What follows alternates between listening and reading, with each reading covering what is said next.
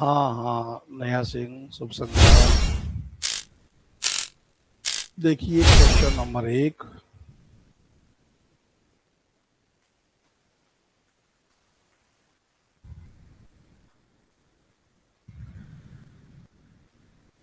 Question number 1।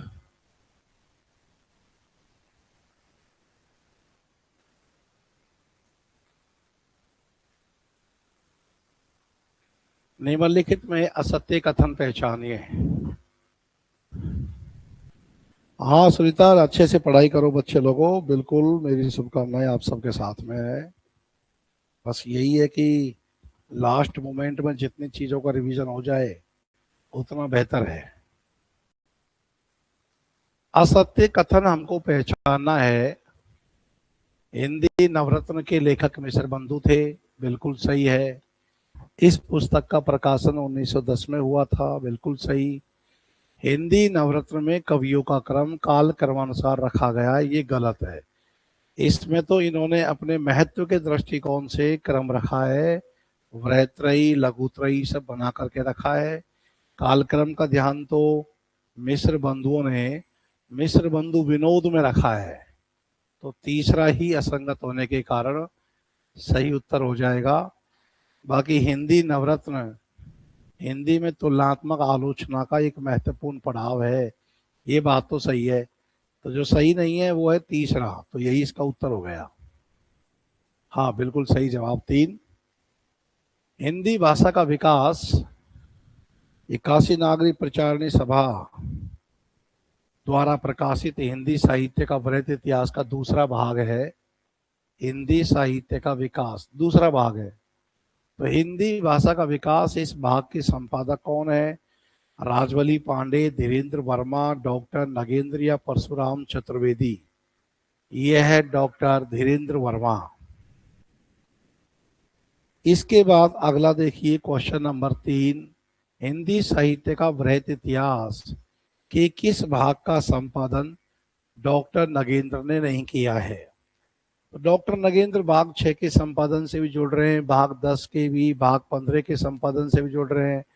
भाग 16 के तो राहुल सांकृत्यायन और कृष्णदेव हैं, है ना, हिंदी का लोक साहित्य। बिल्कुल सही जवाब 3 का 4। Question number 4। निम्नलिखित में कौन सी रचना जैन साहित्य से संबंधित नहीं है? तो जैन साहित्य से संबंधित में देखो, चंदनवाला रास तो है ही, एक संदेश रासक है, एक श्रावकाचार्य है, भारतेश्वर बाहुबल रास, ये है संदेश रासक। क्योंकि संदेश रासक के रचनाकार तो अब्दुल रहमान है, तो जैन रचना तो ये हो ही नहीं सकती है। हिंदी का पहला मुसलमान कवि है अब्दुल रहमान, उसने संदेश रासक रचना लिखी है और हजारी प्रसाद द्विवेदी ने इसको हिंदी की पहली रचना माना है और इसे पहला धर्मेतर रास कहा है। वैसे तो ये 11वीं-12वीं सदी की रचना है संदेश रासक, लेकिन विश्वनाथ त्रिपाठी ने इसको 13वीं सदी की माना है। क्वेश्चन नंबर 5 देखिए। Question number 5। जयदेव के गीत गोविंद का प्रभाव किस रचना पर दृष्टिगोचर होता है? चर्यापद, ढोला मारू, दोहा या पदावली या श्रावकचार? सही जवाब है पदावली। विद्यापति की पदावली पर मिलता है, विद्यापति की पदावली पर। Question number 6। 10वीं से 14वीं शताब्दी का काल, जिसे हम हिंदी का आदिकाल कहते हैं, भाषा की दृष्टि से अपभ्रंश का ही बढ़ाव है। प्रस्तुत कथन के विचारक हैं रामचंद्र शुक्ल, राहुल सांकृत्यायन, हजारी प्रसाद द्विवेदी या कि श्याम सुंदर दास? हजारी प्रसाद द्विवेदी का ये कथन है कि 10वीं सदी से 14वीं सदी तक का काल, जिसे हम आदिकाल कहते हैं, भाषा की दृष्टि से अपभ्रंश का ही बढ़ाव है। ये कथन हजारी प्रसाद द्विवेदी का है। 7वां सवाल देखिए। आदिकाल को अत्यधिक विरोधी और व्याघातों का काल किस विद्वान ने कहा है? रामचंद्र शुक्ल, हजारी प्रसाद द्विवेदी, रामस्वरूप चतुर्वेदी या नंद दुलारे वाजपेयी? सही जवाब है इसमें हजारी प्रसाद द्विवेदी। और आदिकाल को अनिर्दिष्ट लोक प्रवृत्ति से जोड़कर देखा है रामचंद्र शुक्ल ने, और आदिकाल को अत्यधिक विरोधी और व्याघातों का काल कहा है हजारी प्रसाद द्विवेदी ने। राउरवेल के संबंध में बताइए कौन सा कथन सही नहीं है? राउरवेल एक गद्य पद्य मिश्रित चंपू काव्य है, ये तो सही है। और गणपति चंद्रगुप्त ने इसका समय 11वीं सदी बतलाया है, ये भी तथ्य बिल्कुल सही है, ध्यान रखना। गणपति चंद्रगुप्त तो इसका समय 11वीं सदी बतलाते हैं। इसमें नायिका के नक्शिक सौंदर्य का वर्णन पहले पहल मिलता है, ये बात भी सही है। और कलचुरी राजवंश की 7 नायिकाओं का भी चित्रण यहाँ मिलता है। 7 भिन्न भिन्न प्रदेश की नायिकाओं का चित्रण इसी में मिलता है भाई। और इसका मूल पाठ prince of Wales museum Madras में नहीं है, प्रिंस ऑफ वेल्स म्यूजियम तो बंबई में है, तो ये गलत है। यही उत्तर हो जाएगा 4, बिल्कुल सही जवाब है आपका। हाँ बिल्कुल मुंबई में स्थित है, इसका 4 विकल्प है, ये उत्तर बन जाएगा। 8 में 4। क्वेश्चन नंबर 9 के लिए हमको इधर आना है, ये नवा क्वेश्चन आ गया है। यह है क्वेश्चन नंबर 9। यह एक द्विभाषिक ग्रंथ है। यह ग्रंथ हिंदी की पुरानी कोसली या अवधी बोली बोलने वालों के लिए संस्कृत सिखाने वाला एक सहायक के रूप में है, जिसमें पुरानी अवधि के व्याकरण रूपों के समानांतर संस्कृत रूपों के साथ पुरानी कोसली एवं संस्कृत दोनों में उदाहरणात्मक वाक्य दिए गए हैं। ये किस रचना के बारे में कथन कहा गया है? वर्ण रत्नाकर, उक्ति व्यक्ति प्रकरण, राउरवेल या श्रावकाचार? सही जवाब है श्रावकाचार, वो सही जवाब है उक्ति व्यक्ति प्रकरण, इसके लिए कहा गया है। और एक ग्रंथ के रूप में हिंदी की पहली रचना मानी जाती है, कौन सी? देवसेन की श्रावकाचार। वर्ण रत्नाकर को मैथिली गद्य की प्रथम रचना माना जाता है। क्वेश्चन नंबर 10, निम्नलिखित में से वह कौन सा साहित्य का इतिहासकार है जिनकी कविता में रहस्यवाद और छायावाद की झलक भी दृष्टिगोचर होती है? रामचंद्र शुक्ल, हजारी प्रसाद द्विवेदी, रामकुमार वर्मा या रामस्वरूप चतुर्वेदी? रामकुमार वर्मा को तो 5वें छायावादी कवि के रूप में जाना जाता है। हाँ बिल्कुल, संगीता सुनीता, सही जवाब है 3। क्वेश्चन नंबर 11, कविता प्रभावकारी, कविता प्रभावशाली रचना है जो पाठक या श्रोता के मन पर आनंददायी प्रभाव डालती है। एक काव्य के संबंध में प्रस्तुत कथन के विचारक हैं जयशंकर प्रसाद, सूर्यकांत त्रिपाठी निराला, रामचंद्र शुक्ल, महावीर प्रसाद द्विवेदी? सही जवाब है महावीर प्रसाद द्विवेदी।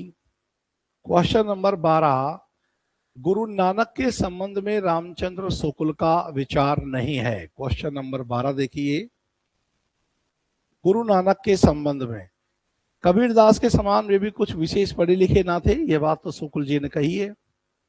इनकी उपासना का स्वरूप हिंदुओं और मुसलमानों दोनों के लिए समान रूप से ग्रहणीय रहा, ये बात भी कही है। ये सरल प्रकृति के एवं अहम भाव शून्यता लिए हुए थे, ये भी बात कही है। कबीर के समान इन्होंने भी अशिक्षितों पर प्रभाव डालने के लिए टेढ़े मेढ़े रूपकों का सहारा लिया है, ये बात गुरु नानक के लिए नहीं कही है। चौथा है ना, हाँ उस चीज में तो कबीरदास बहुत आगे बढ़े हुए हैं। तो 4, और ये ध्यान देना, जो संत साहित्य की वृहत त्रयी है, अपने हिंदी में 3 महान प्रमुख संतों की तिकड़ी की बात करते हैं तो गुरु नानक, कबीरदास और दादू दयाल का नाम आता है। तो 12 में 4। क्वेश्चन नंबर 13, किस संत के बारे में कहा जाता है कि इन्होंने 30 वर्ष की अवस्था तक संस्कृत व्याकरण, वेदांत और पुराण आदि का गहन अध्ययन किया? संस्कृत के अतिरिक्त ये फारसी भी जानते थे। बताइए ये किस संत के लिए आया है जो गहन शास्त्रीय पंडित है?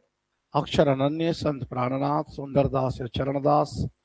सही जवाब है सुंदरदास। क्वेश्चन नंबर 14 देखिए, दादू पंथ के बारे में कौन सा कथन सही नहीं है? दादू पंथ से जुड़ा हुआ सवाल पूछा है कि उसके बारे में कौन सा कथन सही नहीं है।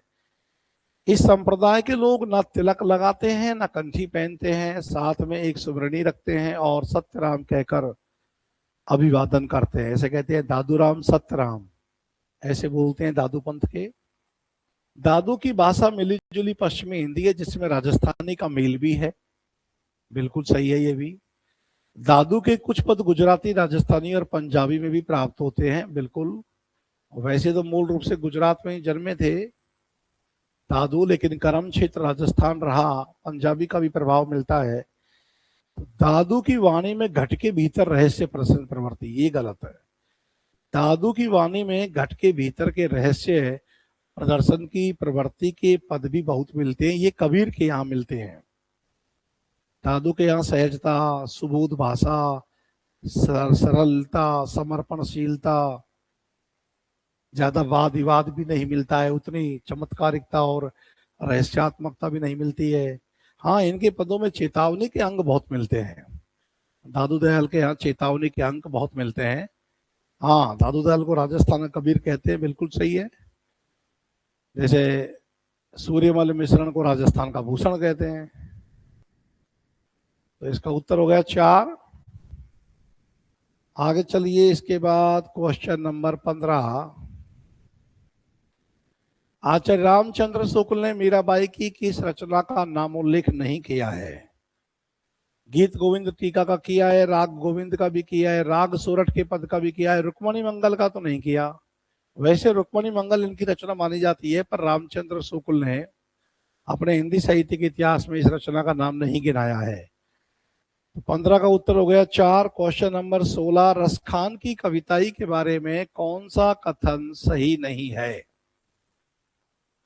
कृष्ण भक्तों के समान इन्होंने गीत काव्य का आश्रय न लेकर कवित्व और सवैया में अपने प्रेम की व्यंजना की है, ये तो बिल्कुल सही बात है। ब्रजभूमि के प्रति इनका सच्चा व अनन्य प्रेम भाव व्यक्त हुआ है, ये तो अद्भुत तरीके से मिलता है। अनुप्रास की सुंदर छटा होती हुई भी भाषा की चुस्ती और सफाई दृष्टिगोचर होती है, बिल्कुल ठीक। लीला पक्ष को लेकर इन्होंने लोक मंगलकारी रचनाएं की हैं। लोक रंजन का संबंध कृष्ण भक्ति साहित्य से है, लोक मंगल से नहीं। हाँ बिल्कुल, इसका सही जवाब है आपका 4। तो 16 का सही उत्तर हो गया 4।